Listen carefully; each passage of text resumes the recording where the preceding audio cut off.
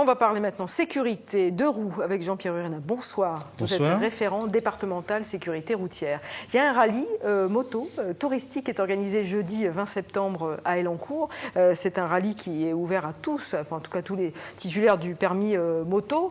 Bon, c'est touristique et ça a quand même une grande vocation pédagogique. Exactement, tout à fait. C'est un rallye qui est ouvert à tout le monde. Nous espérons avoir une cinquantaine de participants, c'est assez important.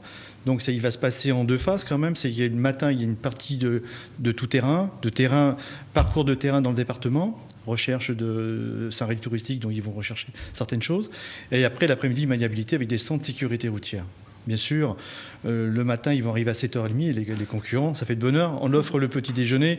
Je tiens à remercier le restaurant de la commanderie pour ça. C'est une chose à laquelle le partenariat est très important quand on organise une pédagogie sur le deux roues. Ça, c'est important. Et oui, donc ils partent le matin, ils font un rallye, ils ont des questions. 90 km. Ils ont des questions, et c'est oui. des questions qui sont des questions sur le code de la route. Tout à fait. Il y a un stand de code de la route avant de partir sur le parcours, ils ont un petit stand de code de la route, révision des panneaux et de voir leur connaissance, et leur faire un petit rappel quand même qu'à force de conduire tous les jours, on oublie certains panneaux, on a tellement l'habitude. Est-ce que c'est ça justement le danger du deux roues? C'est comme en voiture, c'est pareil, c'est l'habitude quoi. C'est l'habitude. On connaît notre trajet, on connaît par Exactement. cœur, on connaît les pièges et poum, il y a le mauvais piège au mauvais moment. Alors, il faut dire que les accidents de deux roues, c'est vrai que sur le département, on a eu quelques morts, mais c'est pas toujours dû. Quelques morts. En 2011, la part la plus importante des tués sur la route revenait justement aux usagers des motos. 20 tués. 20 tués dans les deux catégories, moins de 125 et plus de 125. Donc c'est une vraie problématique. Ah oui, c'est pour ça qu'on organise, grâce à la direction départementale et en collaboration avec la préfecture, ce rallye moto. Tous les ans, on essaye de faire un rallye pédagogique, justement, pour sensibiliser les conducteurs de roues et les passagers de deux roues aussi. Oui, parce que l'important, et vous le mentionnez sur votre site internet, c'est que c'est bien de venir tout seul, c'est aussi bien de venir accompagner. Exactement. Parce que les accidents sont aussi importants quand on a un passager derrière. La conduite avec un passager n'est pas la même. Il y a un comportement à avoir quand on est passager. C'est très important, et surtout, il est important de faire comprendre aux conducteurs de deux roues la circulation. La circulation entre les fils de véhicules, on le voit tous les jours. Alors est-ce qu'on a le droit, quand on est un deux roues, de passer entre les voitures? Non. Est-ce qu'on a le droit de passer à droite? Non. Donc c'est interdit par le code de la route. Bien sûr, tout à fait. Et vous êtes d'accord que tous les jours, on le voit? Tout le monde le voit, tout à fait. Parisien. Paris, c'est vraiment particulier. Mais sur le département, on a la brigade moto du Chênay qui est sur le terrain, justement, au niveau répressif et prévention, qui interpelle beaucoup les deux roues pour parler justement de ce problème-là. La circulation entre les fils de véhicules et dépassement par la droite, qui est très dangereuse. Ouais.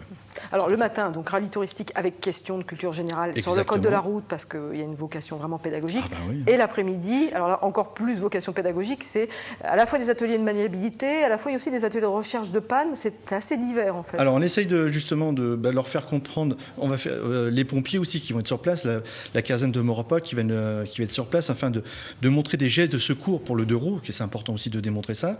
Nous avons la Fédération française des motocyclistes qui va être là pour montrer l'équipement d'un motard. Quand on s'aperçoit qu'il y a des gens qui font des motos en short ou en tongs, on l'a vu cet été là, donc il est important de démontrer l'équipement.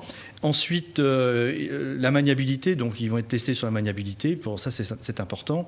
Et après, les pannes d'une moto, bien sûr, ça peut arriver à tout moment. Mais à votre avis, quelle est la première cause des tués sur la route en moto? Est-ce que c'est la vitesse? Est-ce que c'est le fait qu'on maîtrise mal son engin? Puisque finalement, quand on est possesseur d'un permis de conduire voiture, on peut rouler en moto aussi. Bien sûr qu'on peut rouler en moto, mais après, c'est le comportement de chacun. Il est vrai que malheureusement, c'est toujours la tierce personne. Les gens qui sont en voiture ne font pas attention aux deux roues. Ils déboîtent sans mettre le clignotant. Le deux roues arrive à ce moment-là, il y a une percussion qui se fait. Il y a le motard qui roule un peu vite, mais on est en moto. C'est ça qu'il faut sensibiliser, c'est cette vitesse qui, malheureusement... Est-ce que vous pensez qu'il faut durcir quand même la législation? C'est-à-dire, par exemple, un permis moto pour tout le monde, même pour les conducteurs qui conduisent? Non, durcir, non, que la loi est là déjà, tout est appliqué, durcir plus, non. Il y a des radars qui sont implantés sur les agglomérations. Je vais prendre Versailles, où ils ont mis un radar, justement, suite à un décès d'une jeune fille, un motard l'a percuté. Bon, ça, voilà, donc c'est toujours bon de démontrer en ville, la vitesse d'un deux roues est très, très importante. J'ai oublié de parler aussi pour le repas, qu'on offre le repas à tous les concurrents quand même. Et alors vous, petit déjeuner, petit déjeuner et tout. C'est la société Classe Route, voilà. Il y a un côté convivial. convivial. Hein, c'est le but, c'est la convivialité. Exactement, voilà, c'est la société classe court qui voilà, exactement. Et on reste conviviaux. Moi, je reviens quand même sur le côté dispositif. Vous dites qu'il n'y a pas besoin d'un permis élargi, il n'y a pas besoin de faire plus. Disons, nous avons nos hommes de loi qui sont là pour pencher sur ce problème-là, grâce aux hommes de terrain, aux intervenants départementaux de la sécurité routière, qui font remonter les informations, on essaye de faire bouger un petit peu tout ça. Mais je pense que la loi est bien appliquée, elle est positionnée, ça va aller là. Ça va aller. On va en faire comprendre. Bon, en tout cas, nous sommes allés dans les rues de Saint-Quentin, parce qu'on pose des questions tous les jours aux habitants. On leur a demandé s'il fallait un permis pour tous les 2 roues. On regarde et on écoute. Très bonne question. J'aurais tendance à dire oui par mesure de sécurité pour le code de la route, mais en même temps c'est un sujet qui mène à réflexion et ce serait pas un oui définitif.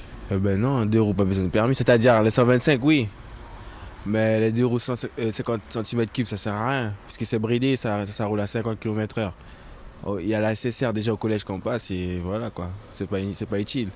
Oui, à partir du moment où on est sur 2 roues et que c'est motorisé, je pense que c'est important, comme une voiture, un camion. Ça peut être aussi dangereux. Je pense que pour les vélos, il n'y a pas besoin. Maintenant, pourquoi je sais pas, j'estime que chacun, effectivement, les parents apprennent aux enfants et après ça suffit. Non, je ne pense pas que c'est nécessaire, d'autant que maintenant on a de l'éducation routière à l'école.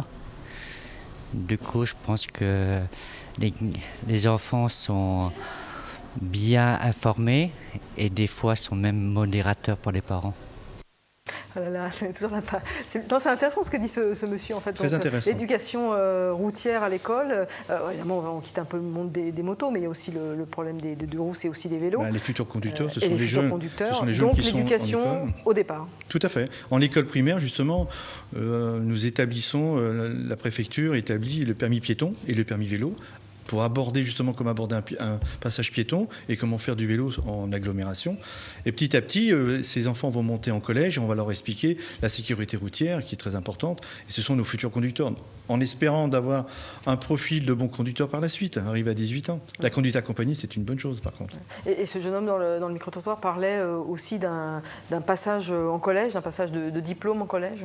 Alors c'est la SSR 1 en 5e et la SSR 2 en 3e. Alors le 1 permet d'avoir le BSR avec 5 heures de conduite dans une auto-école et ensuite la SSR 2 permet de vous inscrire dans une auto-école arrivé à 18 ans pour passer votre permis de conduire. Donc là c'est bien, c'est en amont, on prépare les futurs on essaye de monter de plus en plus justement dans les âges pour sensibiliser à la sécurité routière. Tout à fait. Et il y a peut-être un dernier message de prévention à faire passer, Jean-Pierre Juana, notamment aux motocyclistes.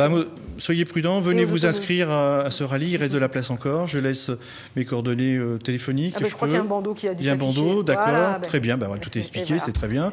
C'est ça qui est important. Et je voulais remercier la CASCI pour la cérémonie de clôture qui va nous permettre de faire tout parce ça. qu'il y a un classement, on l'appelle. Il y a un classement obligatoire de ceux qui auront les meilleures connaissances et qui seront les plus raisonnables sur la route. Il n'y a pas de notion de vitesse et de temps, c'est vraiment le rallye. Oui, on ne l'a pas dit, c'est important. Je vais juste passer un petit bonjour si ça ne vous dérange pas. Vous êtes vu à Orléans, je tiens à préciser. À Orléans, vous êtes vu. Vous savez qu'on est vu dans la France entière. Orléans, j'ai mes enfants et je voulais faire un petit bisou à ma petite fille. Voilà. D'accord.